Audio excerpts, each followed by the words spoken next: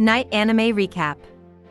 Today, I'm going to explain an action fantasy anime called Problem Children Are Coming from Another World, Aren't They? One morning, a bored Sakamaki Izaoi is resting by the river when he catches someone getting bullied. He keeps himself from meddling at first, but he ends up stepping in to save the poor student, or in Izaoi terms, joining the fun. He throws some rocks in the bully's direction, and since he possesses superhuman strength, the rocks send the bullies flying. And once they find out that it's Yabioi Izaoi behind it, they scram. Just as he's about to leave the place, a letter addressed to him falls from the sky and lands on him.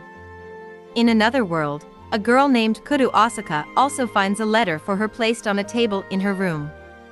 She asks her servant if someone went in her room while she was gone, and when the servant answers that no one did, Asaka uses her special ability to force the truth out of her servant, who says that she's the only one with a key to that room. Looks like Izaoi isn't the only one with psychic abilities here. There's also Kasakabu, who has the ability to speak with animals. A cute cat delivers a letter that's addressed to her, saying that it came from the sky. She opens the letter, and it tells her to give up her current life and riches and head to the little garden. Right after reading this, all three of them are transported, and they start falling from the sky, then land in water. Once they're out of the water, the three immediately try to find out more about their situation and who they are. After they've established that they all received the weird letter, Asaka introduces herself to them, followed by Yu, who's still holding her cute cat. With her standoffish demeanor in full swing, Asaka turns her attention to Izaoi. She asks him who he is, but not without insulting his appearance for being unrefined.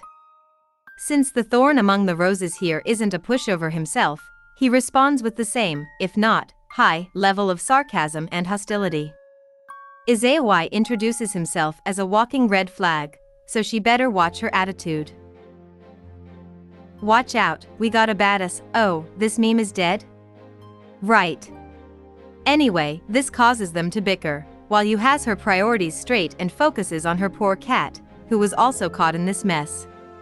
Izaoi and Asaka take a break from their bickering to question why no one's there to welcome them when they were summoned there. Izaoi quips that they should probably ask the person who's hiding, and both Asaka and Yu know who he's talking about. They force the person to come out of hiding and attack her, and she identifies herself as Kurosagi. Using their combined powers, they drive her to a corner. Since she looks like your typical young lady except with the added bonus of bunny ears, you know where this is going.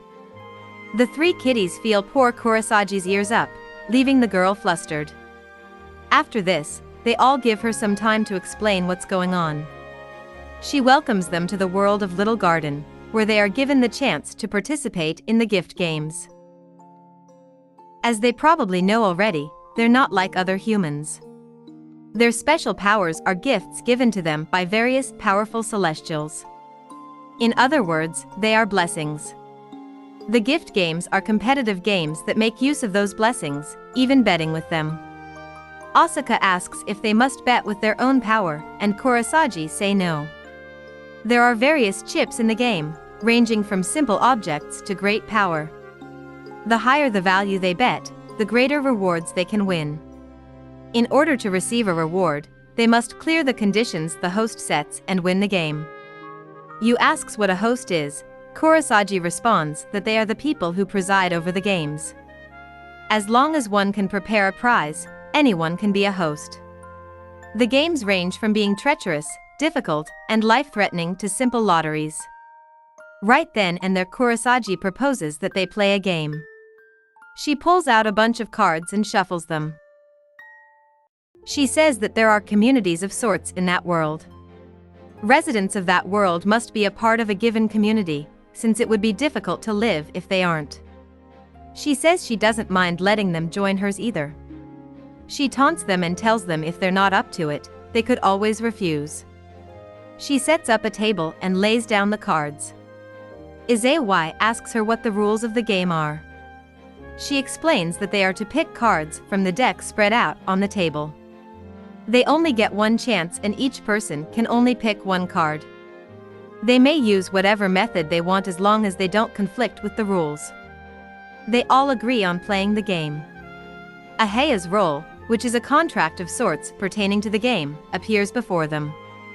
Before the game starts, they all ask to look at the cards. After looking through the cards, the game begins. Izaoi goes first. He slams his hand against the table as he picks out a card. This sends the cards flying, revealing the card faces. The others choose the cards while the whole deck is in a disarray. Izaoi says that they chose face cards from the cards on the table, and one card per person. Basically, they aren't breaking any rules. He memorized the places of the cards so he is able to pick out the king card. Since they won the game, Izaoi only asks one question to Kurosagi: "Is this world fun?" She replies yes to this question. She guarantees that the little garden is far more interesting than the lower world. Kurosagi brings the three to a little kid named Master Jean. She is about to introduce them all to him when she notices that Izaoi is nowhere to be seen. She asks the two girls where he is, and Asuka replies that he said he was going to see the edge of the world and took off. Kurosagi takes it upon herself to capture the problem child. She leaves Asuka and Yu under the care of Jean. She powers up and runs and hops as fast as she could to catch up to Izaoi. Asuka comments that little garden rabbits can hop around pretty fast. Jean says that rabbits are the servants of the founder of the little garden. He then leads them inside a dark passage that is connected to the main part of the world. The two girls are amazed to see a lively town full of people. Yu comments that it looked they were entering a covered area, but she could see the sun. Jean tells her that the coverings over the little garden are invisible from the inside. These coverings are set up so the races won't be exposed directly to the sun. Asuka asks whether there are vampires there, and Jean explains that there are all kinds of races that live here. There are also a lot of agricultural areas in the east side, the area where they're at, which is why it is quite peaceful there. Meanwhile, Kurosagi finally catches up to Izaoi. She was worried at first since the area is often used by gods for their gift games, but he looks fine. She then urges him to come with her. It turns out he did challenge a god to a game. Suddenly a large serpent dragon-like creature emerges from the water. Black Bunny identifies this creature as a water god. She asks him how he made the deity so angry, and he replies that the god told him to pick a game, and then he said that he will give this one a run for his money. The agitated god gives Izaoi his condition for him to win: he must be able to land a hit. The boy gets cocky about this and says that a victor is only decided once someone loses. The god attacks using 3 big tornado-like waves, but Izaoi easily punches this into oblivion. The dragon is surprised to see his attacks deflected. Izaoi then delivers a finishing blow to his enemy, thus ending the fight. It's a solid win for him. Kurosagi could not believe what she just saw. A human defeating a god is unthinkable, even for the little garden. On Asuka and Yu's end, they are at a cafe to chat further with Jean all about little garden. A cat person takes all their orders. Yes, even the cats. Yu comments that the world is amazing since there is someone else who can understand cats other than her. Asuka gets surprised after knowing that she can understand cats. She adds that she can also talk to birds and various aquatic animals that she met in the aquarium. Asuka tells her that she's got quite a wonderful ability. Yu replies that she has the same power, since she was talking to the birds earlier. Asuka explains that it was different. She is about to tell her ability when an unusually large man interrupts their conversation, calling them the weakest community on the east side. He identifies Jean as the leader of the no-names. Jean calls him Galdo. Asuka asks him who he is, and he responds that he's the leader of the Forsgaro community, Galdo Gasper. Back to Izaoi and Kurosagi, they have just received their reward for him defeating the water god. It's a large water tree sapling. She says that with it, they won't have to buy water from other communities. Izayoi confronts her, saying that she's been hiding something deal-breaking this whole time. He asks her why she needed to call them there. It looks like Kurosagi has no choice but to answer him truthfully. She replies that him and the others have gifts and they would like them to have a wonderful time. He questions whether that's really the reason. Izayoi says that he has a feeling her community is really weak or something happened and their team's on the deadline. Kurosagi's silence means that he is right. Back at the cafe with Jin, Asuka and Yu, Galdo recruits the two girls to join his community along with Kurosagi and the rest. Meanwhile, Kurosagi finally fesses up and tells Izayoi that her community is in dire straits. She explains that communities are kind of like countries, that must declare a formal name and banner with the little garden.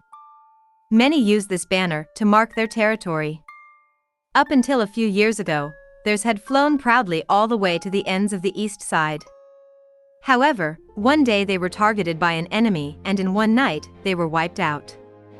At the cafe, Galdo explains to the two girls that Jin is just a leader in name. Asuka asks if an organization can even fall in a single night and he answers by saying that some have the capabilities to accomplish such a task. They are the greatest terror upon the little garden, the demon lords. When a demon lord challenges someone to a gift game, they cannot refuse. Jin's community was forced to participate in one of those games, and in the end his group was destroyed. The scene cuts to Kurosagi sharing that their community was stripped of its name and banner after losing to a gift game, and became the no-names.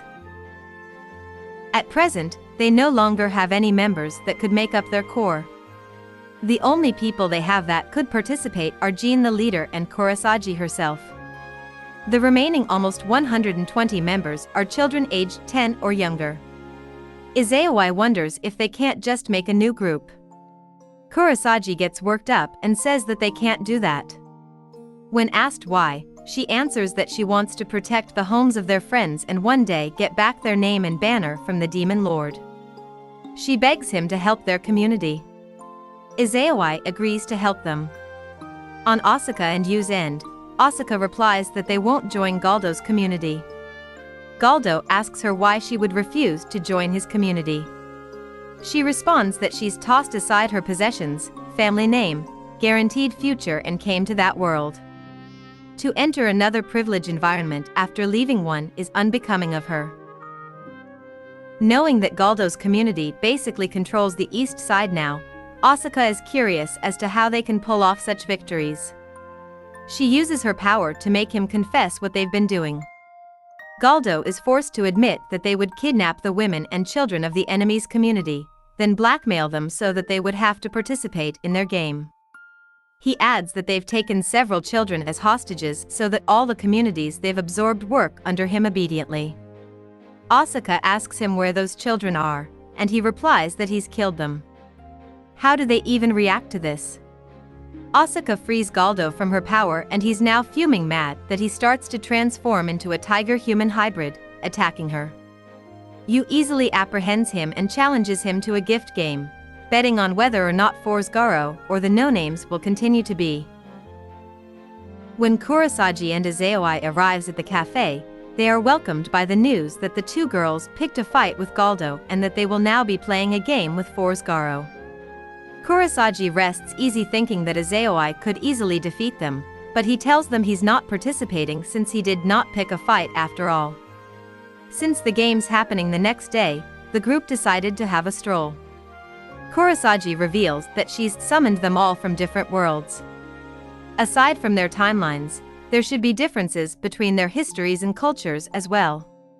She attributes this to the parallel world intersection theory.